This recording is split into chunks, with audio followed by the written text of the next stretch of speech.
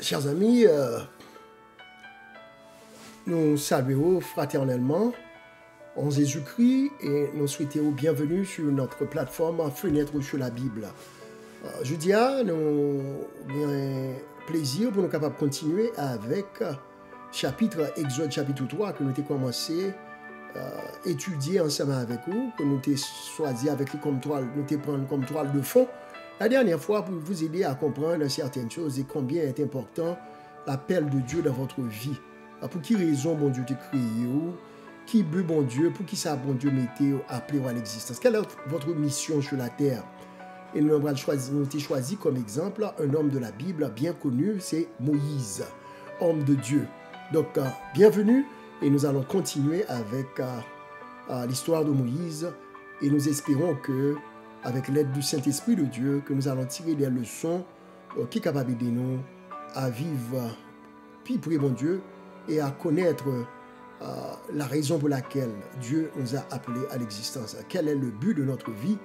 Et pour nous répondre à une question, c'est bon Dieu, pour nous consulter, pour nous comprendre qui bien, eh bien, pour qui ça que bon Dieu t'a mis nous sous terre, ça, pour le temps que nous venons passer sous terre.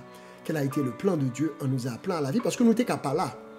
Nous n'étions pas là. Alors, regardez, chance qui fait que c'est Mounouya ou vivant, je veux dire, ou c'est vous-même, mais c'est un bagage extraordinaire et ce n'est pas un bagage pour nous prendre à la légère. Votre vie a de la valeur. Your life has value. Your life is important on the eyes of God. God created you for a reason. God has a purpose for your life. And in order for you to understand God's purpose for your life, you need to go back into God's words.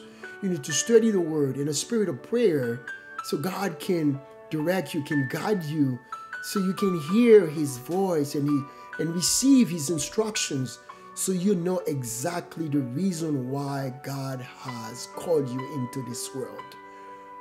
All right, my friend. Donc, bon Dieu a un plan pour la vie, il a un purpose que il mérite pour connaître qui ça lié, de façon qu'on est capable de vivre bien, on est capable de vivre heureux, et vivre capable, eh bien, en source de bénédiction, si que, ou vivre la vie que bon Dieu voulait, t'es créé pour vivre là. Alors, prions le Seigneur, notre Dieu, notre Père, encore une fois, nous venons devant ton trône, devant le trône de la grâce, et nous réclamons l'aide de ton Esprit Saint. Alors que sur cette fenêtre, nous allons ouvrir la parole, où nous interpellons, papa, pour que l'Esprit Saint, qui c'est l'Esprit de la vie, l'Esprit de vérité, est capable de venir, pour lui-même lui conduire nous dans toute la vérité, dans la lumière. Au nom de Jésus, nous prions comme ça. Amen.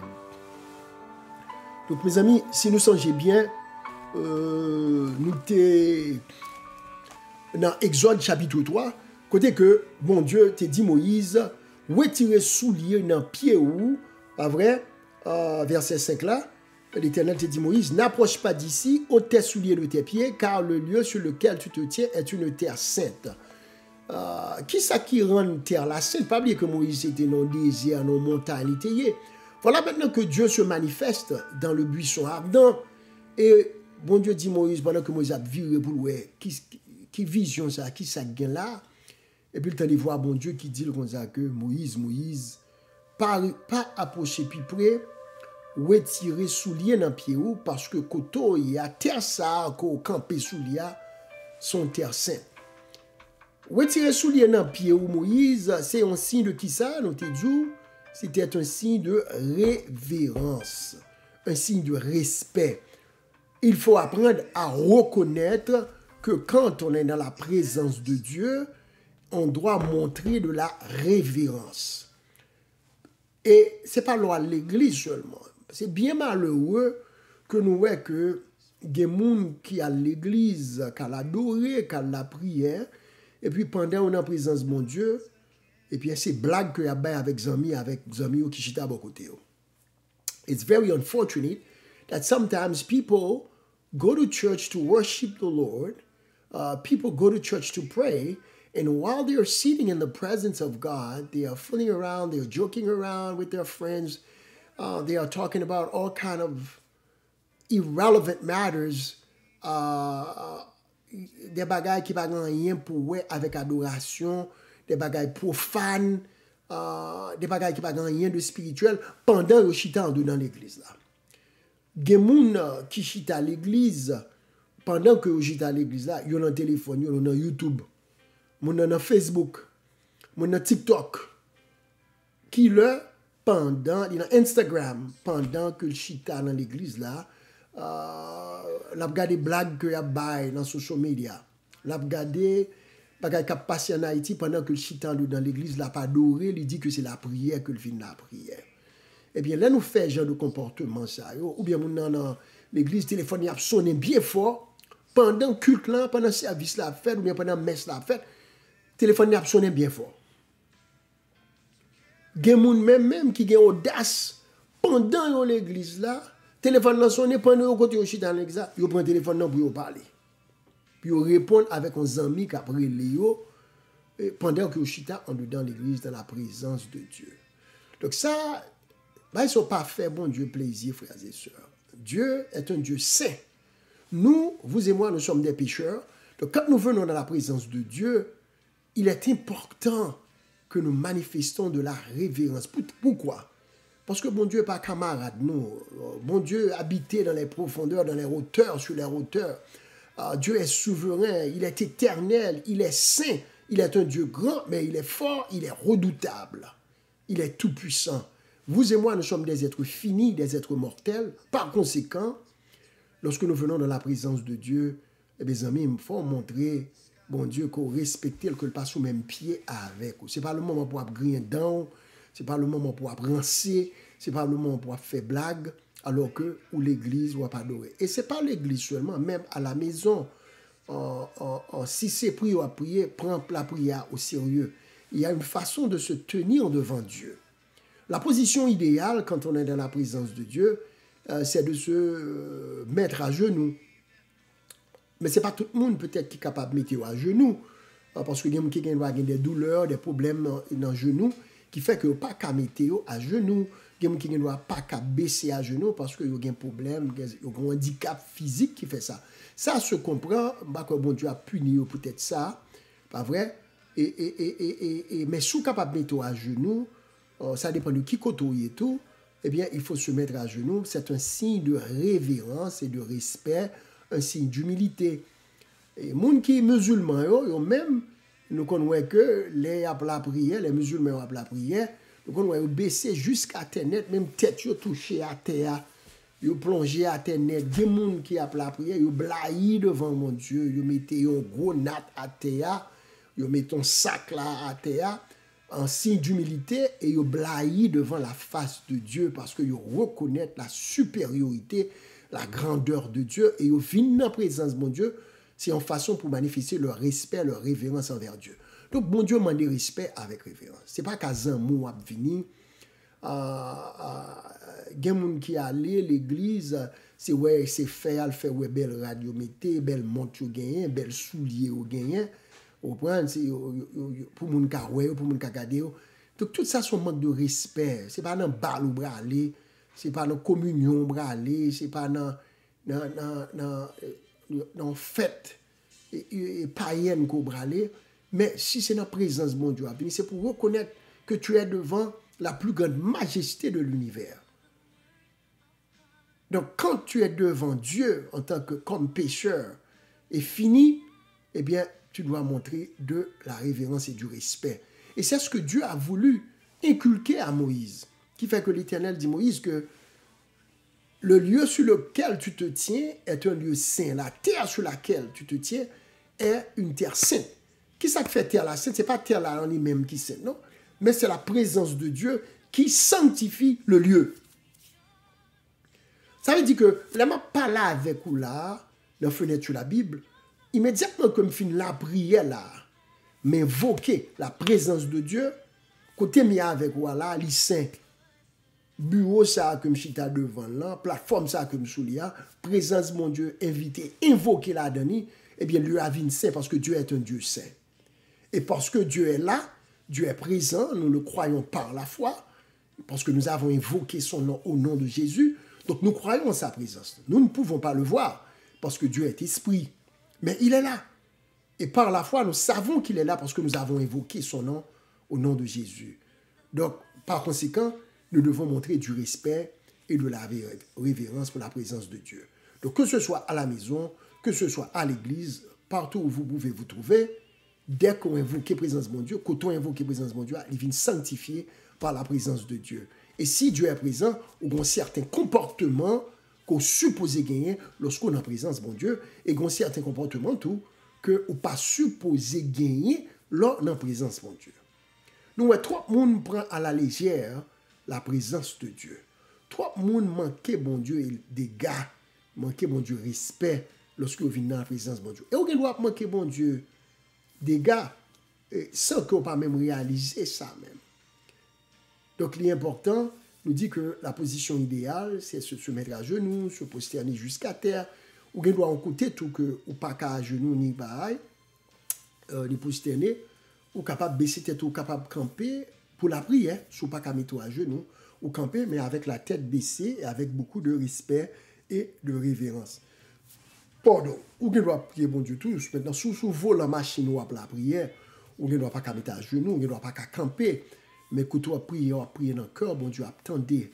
Mais ce qui est important de comprendre ici, frère Maxime Mur, c'est que dès que vous invoquez la présence de Dieu, quand on invoque non bon Dieu, il vient sanctifié par la présence de Dieu, et therefore, vous supposez marquer et montrer un peu du respect pour Dieu. Comme mon Dieu demandé Moïse, pour Moïse retirer souliers dans pied à cette époque, c'était une marque de révérence d'ôter les chaussures de ses pieds parce qu'il était dans la présence de Dieu. Ça va veut dire jeudi à soi à l'église, il faut retirer souliers dans pied. Mais nous dit que dans l'époque, dans le contexte socio-culturel et religieux de l'époque, et surtout dans la zone dans le Middle East, eh bien, lorsque vous retirez sous les pieds ou prosternez, c'est une marque de révérence et de respect que bon Dieu t'a demandé Moïse. Alors, bon Dieu parle à Moïse et bon Dieu identifiait la Moïse comme étant le Dieu d'Abraham, le Dieu d'Isaac et le Dieu de Jacob. Et immédiatement que Moïse tendait que ses voix, bon Dieu parle avec elle, la Bible dit au verset 7, au verset 6, Moïse se cacha le visage car il craignait de regarder Dieu. Dieu est esprit, bon Dieu paraît dans buisson ardent. Et côté du feu a manifesté dans pied bois qui pas boulé. Et puis immédiatement mon Dieu et Moïse tendit la voix de Dieu, la Bible dit que il cachait face li. Moïse bouchait figure parce que il sentit que il pas qu'à garder face bon Dieu parce que son pécheur que lié. Moïse connaît peut-être que s'il a essayé à garder la face de Dieu, il a tout mouru tout parce que l'éclat de Dieu, la gloire de Dieu, quoique voilé dans le buisson ardent, t'es capable péter fiel Moïse right away.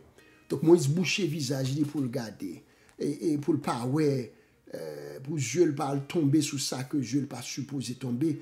Donc c'était une manifestation, disons surnaturelle de Dieu. Alors pourquoi? Pour qui ça, bon Dieu, manifestait à Moïse de cette façon?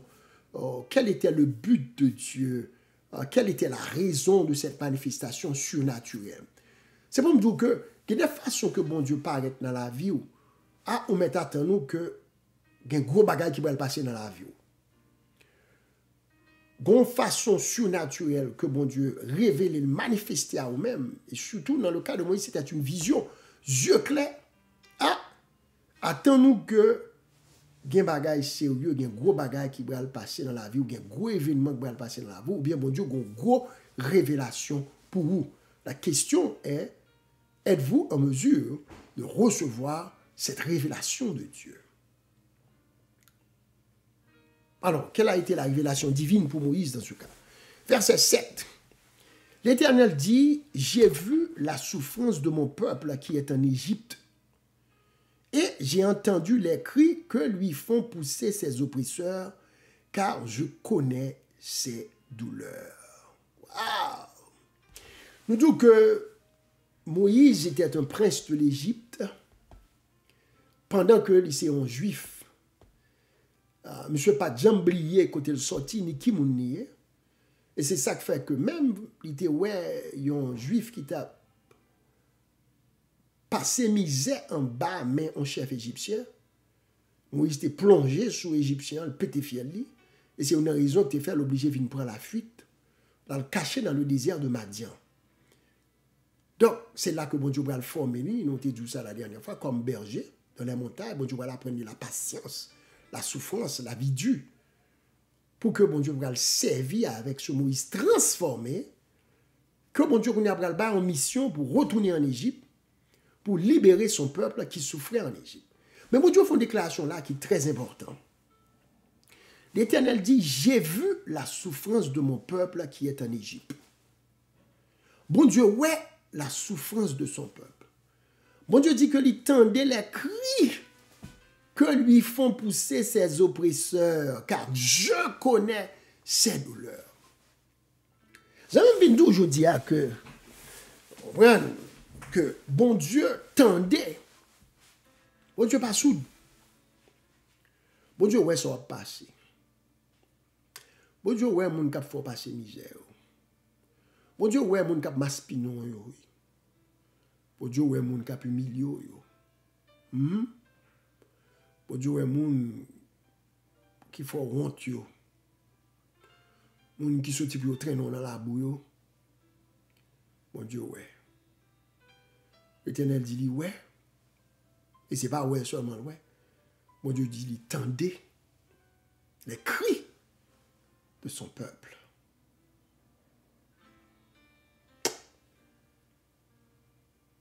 Verset 8 là, c'est le même qui est belle là.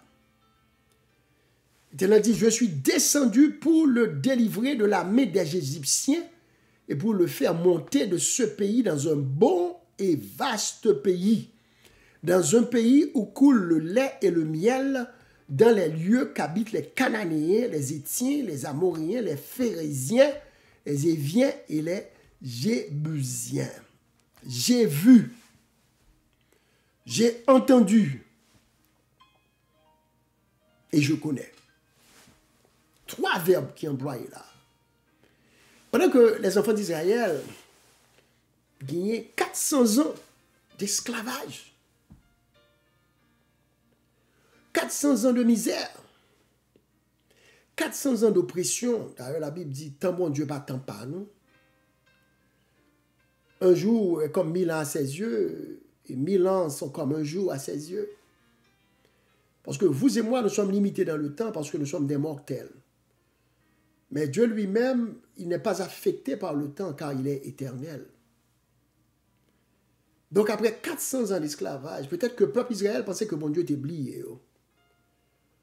Que bon Dieu était pas ses crayons sur eux. Même jamais même à voir des fois, nous avons de travail que nous avons traversé, nous avons pensé que bon Dieu oublié nous. Nous avons pensé que sometimes we may be tempted to believe that God has forgotten about us. Sometimes we may feel that God doesn't care anymore about us. Because we've been going to so many things, so many hardships. We've had so many heartbreaking experiences in our lives, so much trauma, that we may be tempted to believe that God has let us down. But I'm here to tell you today that the Lord is faithful. Bon Dieu, son bon Dieu fidèle. God is faithful. And he has not forgotten about you. Bon Dieu, pas oublié aux hommes. Il pas oublié, quel que l'on soit, tant où est passe, ou la prière pour délivrance, ou prier pour guérison, ou prier pour bon Dieu, ouvre un porte pour. L'heure arrivée, l'heure parole arrivée, l'heure que, pas l'heure vlé, non, l'heure bon Dieu fixé. Parce que des fois, nous voulons pour bon Dieu marcher sous réveil par nous, sous montre par nous, sous horloge par nous, sous clock par nous. But I'm here to tell you that God's time is always the best time. So you have to trust the Lord with his timing. God is never late. Bon Dieu pas jamais en retard, ni bon Dieu pas jamais en avant. God is always on time. Bon Dieu toujours à l'heure frame avec somme. Je garantis ça. Sous ouais délivrance pour arriver, c'est l'heure là qui peut arriver. Mais bon Dieu ouais Bon Dieu tendait et bon Dieu comprend douleur, oppression, souffrance, humiliation.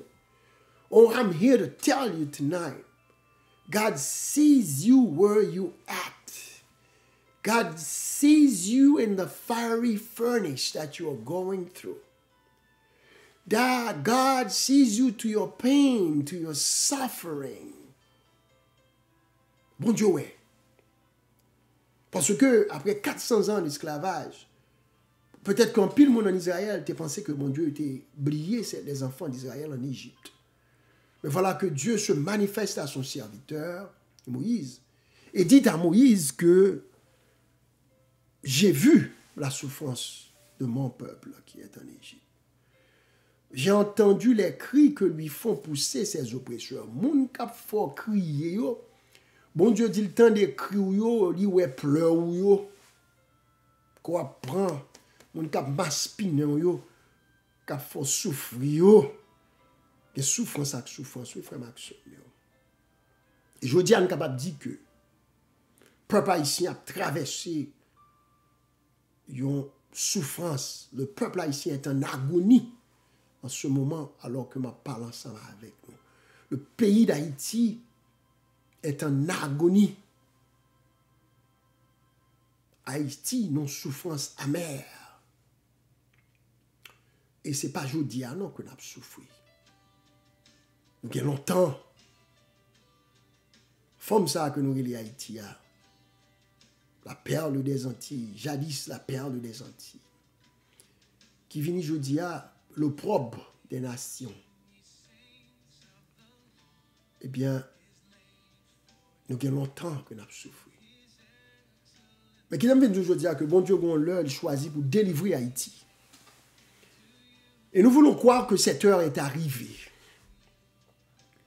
Même Jean l'heure est arrivée pour les enfants d'Israël, après 400 ans d'esclavage. Bon Dieu dit, ouais, ils tendaient leurs cris, ils ouais, misère, oppression, ils ont fait le passé, et que l'heure de leur délivrance était arrivée. Bon Dieu lui-même dit, la descendre pour venir délivrer.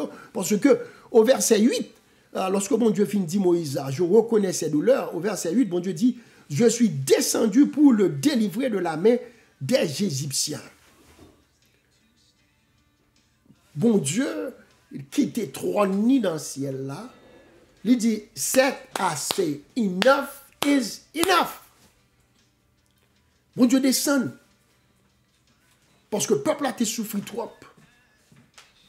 Bon Dieu dit, c'est lui qui a délivrer de la main de ses oppresseurs, de la main des Égyptiens. Aux amis, frère Maxime, nous prions pour que bon Dieu capable tendre les cris des Haïtiens. Pour bon Dieu capable de dire, même gens aux enfants d'Israël, je vois la douleur des Haïtiens.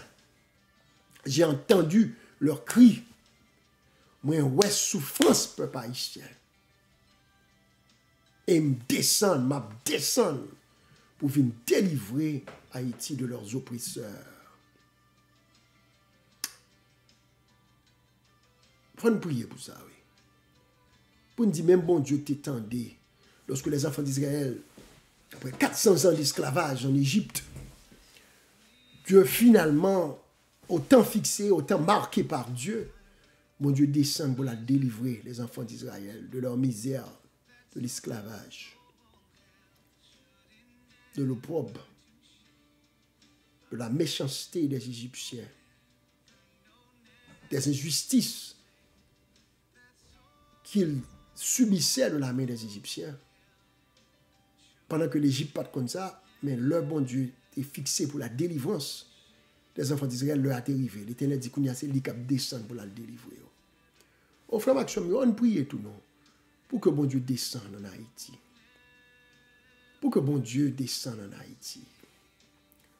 Pour la délivrer, ce peuple, notre peuple, qui a tant souffert et qui souffre encore. Haïti a besoin de Moïse. Haïti a besoin d'un homme qui a la conscience, fidèle au devoir. Bon Dieu a besoin de Moïse, un homme formé, un homme qui connaît Dieu, un homme qui ne va pas se laisser corrompre par les oligarques, par l'oligarchie, par les puissances étrangères, les puissants ennemis de la nation. Un homme d'une grande, d'une profonde intégrité. Un homme qui craint Dieu. Un homme qui aime ses frères, qui aime sa patrie. Un homme qui est capable de sympathiser avec les problèmes, les difficultés, les douleurs, la misère et la souffrance de son peuple. On nous priait pour que Dieu suscite un Moïse en Haïti. Ce n'est pas Jovenel Moïse, non? Il était assassiné. Ce n'est pas Moïse Jean-Charles, non? On va être d'auteur. Nous avons besoin de notre Moïse. On est qui rencontré avec bon Dieu. Ce n'est pas Ariel Henry. Parce que nous avons été profondément déçus par M. Ariel Henry. Un homme sorti, qui a été formé, ou encore qui a reçu une éducation chrétienne.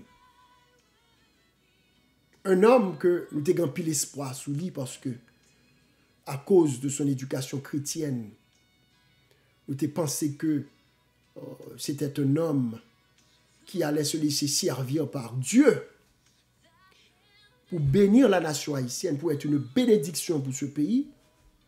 Mais malheureusement, ce fut une catastrophe, une malédiction, je dirais même. Les hommes qui se sont laissés corrompus par le pouvoir, par la gloire, les richesses, les biens mal acquis, n'en profitent jamais. Comme nous avions dit, tantôt, ce sont des vendeurs de patrie. Ce n'est pas ça nous besoin. Nous avons besoin de Moïse. On est qui disposé à sacrifier avantage, prérogatives personnelles, qui comprennent que eh bien, les besoins d'un peuple sont au-dessus de ses besoins personnels et égoïstes. Un homme qui a la conscience fidèle au devoir, comme la boussole et le pôle, comme l'a dit la sœur White. Des hommes qui ne puissent ni s'acheter, ni se vendre. Des hommes qui ne sont pas disposés à oublier côté au sorti, oublier qui est sur eux, oublier qui valeur que vous gagnez, parce que ils veulent conserver le pouvoir, position sociale, l'argent, rang social, les intérêts, les honneurs de ce monde, au détriment d'un peuple qui souffre et qui languit après des lendemains meilleurs. Nous avons besoin d'un Moïse. Et nous allons prier pour que Dieu suscite un Moïse en Haïti. Nous avons prié pour que bon Dieu, même j'en t'entendais, la voix, la misère, les cris des Hébreux en esclavage en Égypte, et bien que mon Dieu est capable d'entendre les cris des Haïtiens également. Parce que ça fait longtemps que nous souffrons. Nous avons prié pour que mon Dieu descende, même j'en dis Moïse, la voile descende même, pour faire peuple à sortir dans l'esclavage. Et c'est Dieu même qui va intervenir. Qui va intervenir. Bon Dieu va intervenir pour le délivrer peuple là, pour le retirer, pour mettre fin à ces jours de déception, à ces déboires. Et l'Éternel dit que là va faire monter dans un bon et vaste pays, dans un pays où coule le lait et le miel. Bon Dieu dit que il gagne un plan pour le peuple là. Il va changer l'histoire du peuple Israël à cette époque. Il va le faire passer de la terre de l'esclavage à la terre promise. Bon Dieu va le faire passer de la misère à la prospérité. De la misère à l'abondance. Il va le mener de l'autre côté. Dans l'autre pays, côté que c'est lait avec miel qui a coulé. Donc Dieu a un plan pour Haïti. Et l'heure est arrivée pour l'apparition de notre Moïse. L'heure est arrivée pour que Dieu lui-même descende sur ce pays. Et pour bon Dieu lui-même capable, même Jean l'a fait pour Israël, délivrer ce peuple à main forte et à bras étendus. Et bon Dieu capable de faire ça parce que Dieu est tout puissant. Lorsque le pas nous arrivé, pas de monde capable d'empêcher délivrance nous. Et nous croyons que cette heure est arrivée parce que le pays n'a pas qu'à arriver plus mal, pas qu'à venir plus mal que j'en ai là, je dis. Donc Dieu doit intervenir. Dieu doit dire un mot. Dieu doit nous envoyer notre Moïse. Dieu doit descendre lui-même pour intervenir, car il a vu, il a entendu, il a compris nos cris, nos douleurs, nos peines et nos misères. Eh bien, Seigneur, l'heure est arrivée, oui, pour mener nous dans l'autre pays, ça. L'heure est arrivée pour faire pays par nous, tourner un pays côté gainlette avec miel. Côté tout haïtien capable de manger, tout haïtien capable de boire. L'heure est arrivée, Seigneur, pour que frère nous pas à passer 2, 3, 4 jours sans manger encore. Seigneur, l'heure est arrivée pour ne pas kidnapper frère nous avec soeur nous encore. Seigneur, l'heure est arrivée pour que le gouvernement corrompu suspendre dans le pays ça. Pour que capable d'un gouvernement conscient, responsable, un gouvernement qui a moral, un gouvernement qui a l'ordre, un gouvernement qui intègre, un gouvernement qui peut arrêter avec l'ambassade. Oui, Seigneur, l'heure est arrivée pour payer nous gagner assez de l'hôpital là-dedans, pour tout malade capable de joindre la soignage. L'heure est arrivée, Seigneur, pour payer nous capable de gagner l'école là-dedans, assez d'école, pour que tout le monde capable d'aller à l'école. L'heure est arrivée, Seigneur, pour que l'agriculture nous soit capable de bénir, que capable de reprendre vie, pour que Haïti capable de produire assez de manger, pour que tout le monde en Haïti capable de manger, pour manger 3 fois par jour. Seigneur, l'heure est arrivée pour que nous capables de gagner assez d'universités en Haïti, pour que tout le monde, après que nous finissons de faire classe, soit capable d'apprendre nos métiers. L'heure est arrivée, Seigneur, pour que, eh bien, tout le monde, là, fin préparer, fin étudier, soit capable d'assurer que vous avez un job, vous avez un avenir, vous avez un futur devant vous. Ça n'a pas besoin de faire des choses qui l'aident. Ça n'a pas besoin de créer gang. Ça n'a pas besoin de prostituer tête. Ça n'a pas besoin de jeter dans la drogue, dans l'exaction, dans tout le monde, pour être capable de vivre. Parce que Haïti sera sur la voie du développement et du bien-être. Seigneur, nous savons que cela est possible grâce à toi. Ô Seigneur, envoie-nous notre Moïse. L'heure est arrivée, Seigneur, que toi-même tu descendes pour délivrer notre peuple à main forte et à bras étendus. Seigneur, écoute les cris de tes enfants et vois la misère de tes enfants dans ce pays. Que toi-même tu descendes pour nous délivrer et pour nous amener ce lendemain où le lait et le miel va couler pour tout le monde sans exception. Ni petite grenègue, ni petite soyette, coude à coude, nous toutes, nous capables de mettre main ensemble pour bâtir la nouvelle Haïti qui reflètera la gloire de notre Dieu. Ô Seigneur, nous prions pour la paix sur Haïti. Nous prions la paix en Haïti. Nous prions pour la justice en Haïti. Nous prions pour le développement de ce pays. Nous prions, oui Seigneur, visite-nous, interviens en notre faveur et que tu nous envoies ce Moïse, ce serviteur que toi-même tu choisiras pour nous amener vers la Canaan, notre Canaan à nous.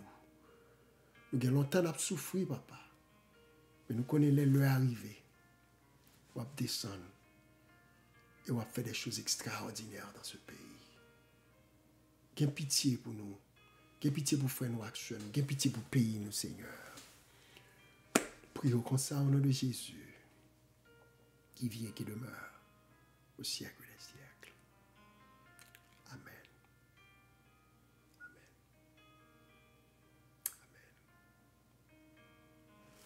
Mon Dieu béni, frère. Kembela Palagé. Continuons à prier pour ce pays, à prier pour notre pays. La délivrance n'est pas loin. Elle n'est pas loin. Elle n'est pas loin. Kembela. Kembe ferme.